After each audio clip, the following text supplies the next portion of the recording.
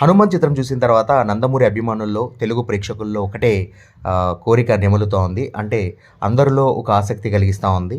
హనుమాన్ చిత్రాన్నే ప్రశాంత్ వర్మ గారు ఈ విధంగా తీశారు. అంటే హనుమాన్ అనే ఒక సూపర్ హీరోని మనం చిన్నప్పటి నుంచి చూస్తున్నటువంటి మన దేవుడిని ఒక సూపర్ హీరోగా చూయించి నిజంగా హనుమాన్ అంటే ఏంటో నేటి తరం ప్రేక్షకులకు అసలు సిసలైన సూపర్ హీరో ఎవరో చూయించాడనమాట. ఈ తరానికి సంబంధించిన పిల్లలకి కూడా. సో, నిజంగా సూపర్బ్ కదా!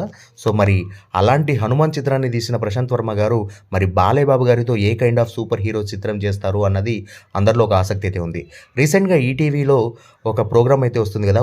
ఉస్తాద్ అనే మనోజ్ గారిది. సో, ఆ ప్రోగ్రామ్‌లో మనోజ్ గారు ప్రశాంత్ వర్మ గారితో అంటారనమాట. సో, మీరు బాలయ్య బాబు గారితో క్లోజ్ కదా! ఆల్రెడీ ఒక మూవీ కూడా ప్లాన్ చేసినట్టున్నారు.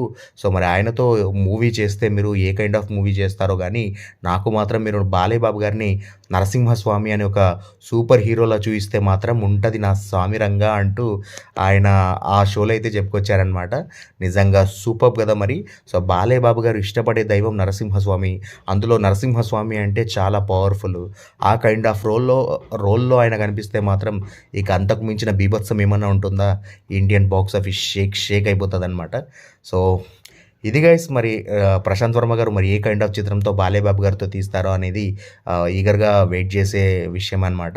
సో, బాలయ్య బాబు గారితో ఎంత తొందరగా అయితే అంత తొందరగా ప్రశాంత్ వర్మ గారు మూవీ చేయాలని అయితే కోరుకుంటా ఉన్నా. సో, ఇది గైస్ ఇవాళ video. That's all for today. Bye guys.